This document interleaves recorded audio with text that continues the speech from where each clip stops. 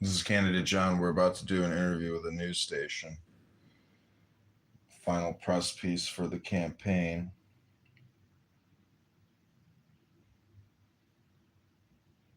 It's called 25 Newsweek. 25newsnow.com with Liz Lappe.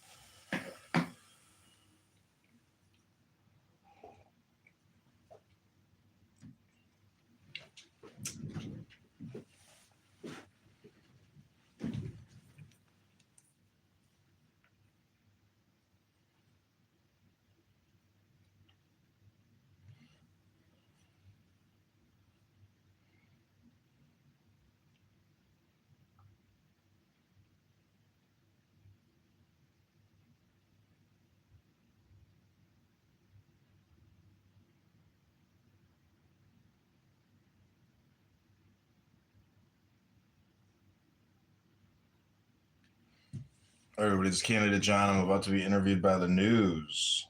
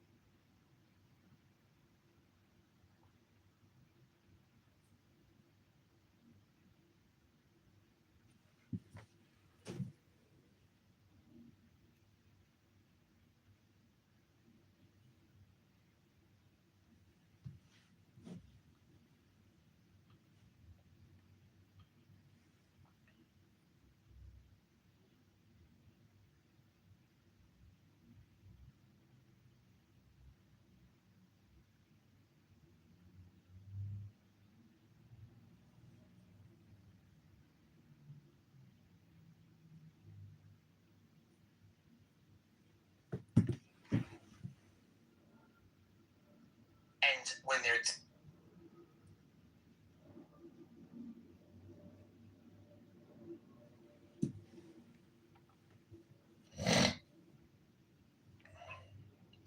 present moment. So if you think about it, it can also mean the translation. So the translation from one language to the next, Muhammad's going to say, well, we're going to lose some of that message. And they can play with the words a little bit. So don't completely trust them. That's what he's really trying to say. It's in a different.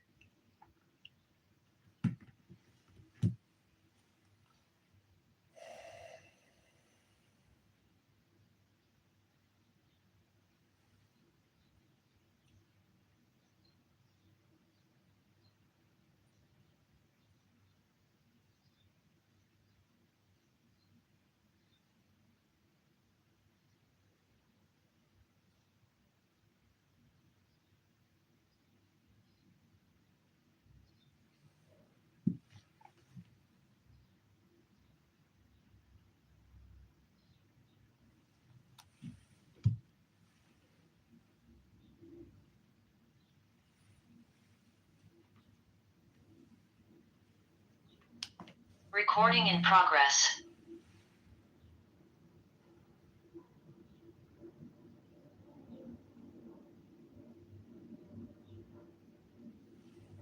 Hello, how are you today? Hey, I'm good. How are you? What was your name again? My name is Peter. I'm doing the interview for my reporter, Liz Lake. Oh, I see. Okay. Great. So Nice. I'm about right now, but we'll be turning this for today. Thank you very much for speaking with us. Really appreciate it. If you just do me a favor and say and spell your first and last name, and then whatever the title you would like underneath. Sure. John Kitover, JohnKitover, and the title is Candidate Congressman for Illinois 16. Now, can you just do me a favor? Just tell me about yourself. Sure. Born in Chicago. Father was a cop. Mother was a postal worker. Went to Niles West High School in Skokie. Went to the Citadel Military College in Charleston, South Carolina. Served in the South Carolina and the Illinois Army National Guard as an infantry sergeant and a U.S. Army intelligence officer. I've worked for major Fortune 500 tech companies. Most recently, I worked at the IRS doing project management, facilities management, and I've been running for the 16th district since August of last year. That's funny you say that. I grew up in I was born in Lincolnwood, and then I moved to Park Ridge. So obviously that's a little connection. I almost went to Niles West, but ended up going to Maine South. Oh, What do you believe makes you qualified for this position that you're running for? multiple reasons: education, lived experience, but also just recognizing, as a former military officer, it's like a little bit like being a knight. And I just see the nation distressed in terms of finance and virtue. So, I would say that my wisdom, I would say, might qualify me. I don't see my opponent, Darren LaHood or Paul Noley, discussing the fiscal crisis. So I think it's really my unique perspective that gives, I guess, clarity or insight or an accurate analysis of the situation, which I don't see the other candidates doing. Yeah. What would you want to accomplish in office? Well, I would like to essentially say no to a lot of these HR acts that come across Representative LaHood's desk, because the country is 40 trillion in funded debt and 100 trillion in unfunded debt. So stop borrowing, stop spending, and grow the economy would be the most important issue to me. What motivates you, or what motivated you to run? The first time I ran in politics was for a Republican committee person, and that experience is what wanted to make me run LaHood, because Aaron Del Mar, who's working the Bailey campaign for the governorship, that little crooked group of Republicans here in the northwest side of Chicago up to Palatine, they removed me from the ballot for committee person, which is a know-nothing position. And they spent $10,000 suing me to get me off of the ballot. So that distasteful experience dealing with politicians who are, a lot of them are not worthy of being a politician. It seems to me that, military experience is like a refinement. And when you come out and if you meet politicians, they're really just awful leaders. They have no integrity, no virtue, no wisdom, no knowledge. And a lot of their political positions are just horrible. So I hope that answers the question. How will you be present for your constituents? Well, Darren LaHood doesn't have any town halls. They're all just, pre-organized, digital virtual stagings, you might say. I want to have, daily access to constituents, daily town halls, really using modern technology like Zoom or social audio platforms like X or Clubhouse. I've been to other countries, and the leaders of those countries, like in Jordan, for example, they actually have a weekly radio call-in where, citizens can complain about anything.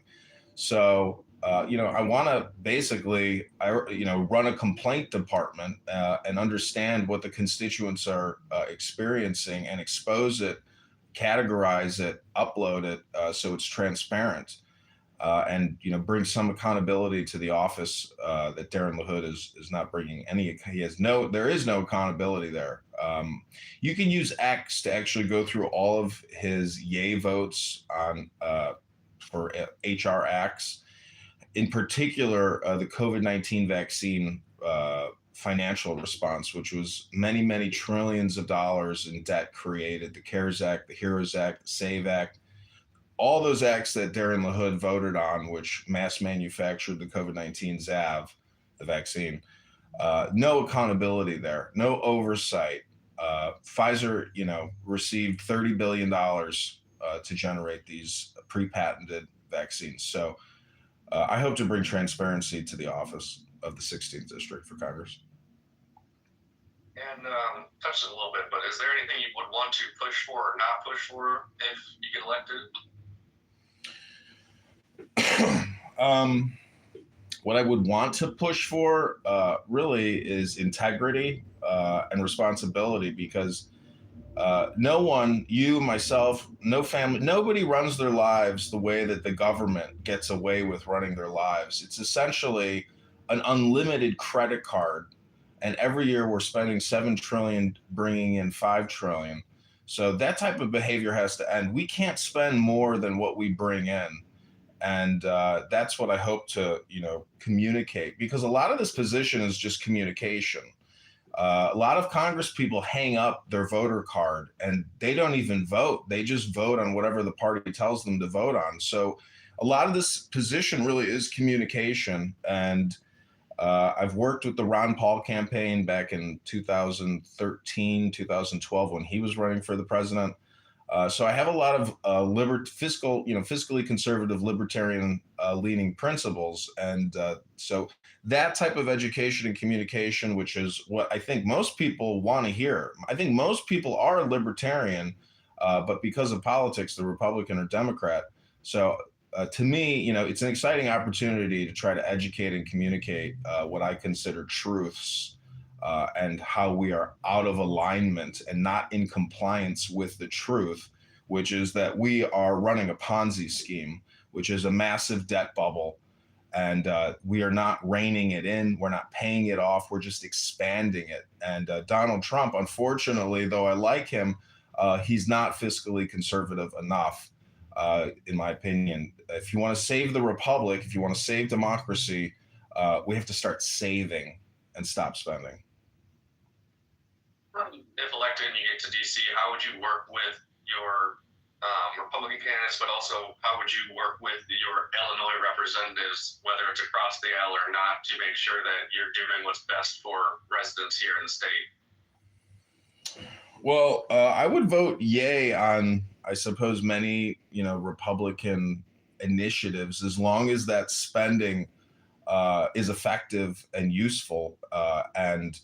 But in terms of working across the aisle, I don't see the Democrats possessing too much intelligence in terms of spending. A lot of local representatives, in Illinois politics, if you want to borrow $15 million to give as a gift to fund an abortion, I'm thinking about a particular individual. There just is really a lack of intelligence with regards to priorities.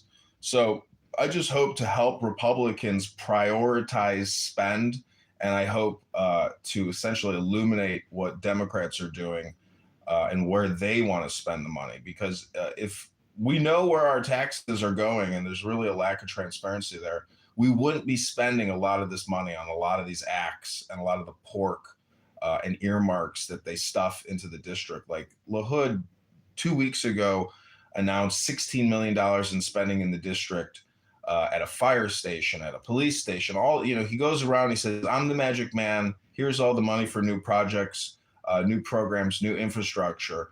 But meanwhile, another congressman might bring in $150 million into his district through earmarks. So that to me is, strange that based on your position in the Congress, whether you bring in $15 million annually or $150 million. That's not really fair, and it's not just. So these earmarks, all this earmark spending, in my opinion, has to end, and it can't be secret or private or unknown to the public. You know why there's this huge discrepancy in spending. Yeah. Well, John, is there anything else that you'd like Illinois residents, voters to know about you, what you stand for, anything that we may have not have touched on? So they removed me from the ballot because I had insufficient signatures. Every time you run, when your petitions get challenged, you have to go get a second signature from that signer and have it notarized as an affidavit. So running as an independent candidate or a grassroots candidate is very difficult. You can challenge every single signature, which is 1,600 signatures, and they can force you to go out and have to get a second set of signatures and have them notarized, which makes it impossible to actually get on the ballot. And that is what Darren LaHood and his lawyer have done to me. I requested that the Illinois State Board of Elections also audit Darren LaHood's petitions, which they did not do. And a lot of people in the comments on Facebook were saying that there's no way he got the required number of signatures. He says thousands of Illinois voters are sending him back with a mandate and signed his petitions. The truth is the Illinois State Board of Elections, according to my challenge, my objections, and my pleadings and filings that I made with them, they did not audit Darren LaHood's petitions. We have no actual accurate number of how many people signed his petitions. He's running unopposed, but March 17th is your opportunity to remove Darren LaHood from office. All you have to do is write in John Kitover now. I'm a write-in candidate. And it is absolutely amazing to me that Democrats and Republicans right now on March 17th and early voting can remove Darren LaHood from office. You just have to write in John Kitover.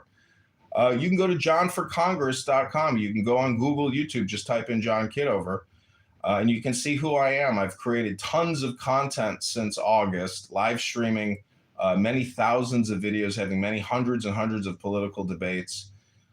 So that's what I would want people to know, that it's not too late, it's not too soon, but right now is the opportunity to remove Darren LaHood. He has signed a pledge not to obey term limits, no more than three terms in office. This is his fifth term. So him and his father are a political dynasty, a political legacy. They have caused the problems and the fiscal problems that we are in. They've reduced your pension by 50%. They're going to destroy your Social Security. They're giving away $500 billion a year in tax credits to Fortune 500. And all they want to do is spend. They're the biggest hypocrites. So voters have to take action. They have to remove these crony politicians like Darren LaHood from office. And unfortunately, I have to ask people to write in John Kitover. They can't just punch my name on the ballot like Darren LaHood. So that is really the ultimate message. I hope you can get that out. That John Kitover is begging, pleading, telling everyone to write in John Kitover and not vote for Darren LaHood, and we can be done with Darren LaHood's 10 years of financial terror. When did they remove you? When did the signature, the moving off the ballot occur? I think the trial was 4 weeks ago. Okay. And, his lawyer, John Fogarty, wore a Bears hat to the trial. His arm is tattooed up. I don't know, it's some kind of good old boys club, but they don't want a fair fight. And Paul Noley, a Democrat who's running, he got on the ballot. I also requested they audit his petitions, and I challenged his petitions. They didn't audit his petitions. So in my opinion, there's no ethics, no virtue, no integrity at the Illinois State Board of Elections. It is a totally biased, hypocritical organization. And it's the same with the Chicago election board. And finally, the election clerks in the 16th district, some of them are illegitimate chumps. They shouldn't be in that position. Some of them refused to allow me to be a write-in candidate, and that is totally illegal. In my opinion, I would even do citizen arrests on some of these people because of the political cronyism and crimes that they are committing. These are election clerks, an elected position denying an actual candidate who filed with the Federal Election Commission to run for Congress to be a write-in candidate. So, you know, the hypocrisy from the State Board of Elections on down to their election clerks is so ridiculous. And it's just protecting Darren LaHood. And, you know, it's so that's what we are going up against. State of Illinois is $200 billion in debt. The city of Chicago is $50 billion in debt. The state of America is $140 billion in debt. And when you total up all the debts from all the states, all the municipalities, the whole federal government, the system is completely broke. We're spending $1 trillion plus a year on interest. It's only going up. And they just want to spend, spend, spend. We have to grow out of this problem. We cannot spend our way out of this problem. That's why we got here in the first place. And it's because of Darren LaHood. All right, good. John, thank you very much. I really appreciate it. If you could provide us with any of those documents from the court, that'd be great. If you have any pictures, videos of you, your family campaigning, whatever, that would help our fill the story out. So you can just send those over to Liz, who reached out to you originally. Okay, well, yeah, I got a video of me gathering signatures in Bloomington. I've got all the court documents, my objections, my motions and responses, all that stuff. I'd be happy to send it over. Perfect. Yeah, as soon as you do that, we really appreciate it. Okay, thank you so much for the opportunity. You know, appreciate you, and I hope you have a great weekend. You too. Best of luck. Okay, thanks. Take care.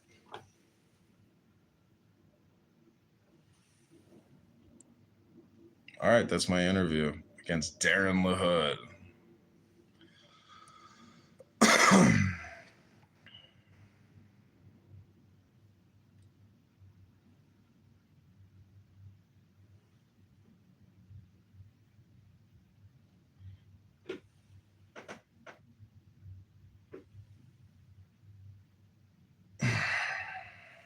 Okay, this is John Kitover here on. They want to see my pleadings.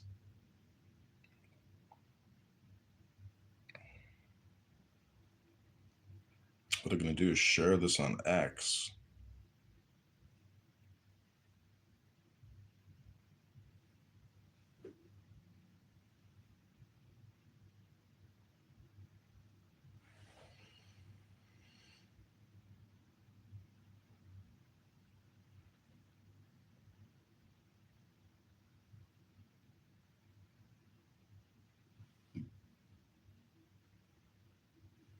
Okay, everybody, this is johnforcongress.com. Thanks. I'm going to email them back these documents. Go to johnforcongress.com. This has been a news interview with candidate John. You can text the campaign at 312-498-0517, or you can go to johnforcongress.com or Google John Kitover. Thanks so much. That was a meeting with 25 News based in East Peoria with journalist Liz Lappe and his assistant, Peter, I think he said his name was. So I hope everybody has a great weekend. Thanks so much. Bye.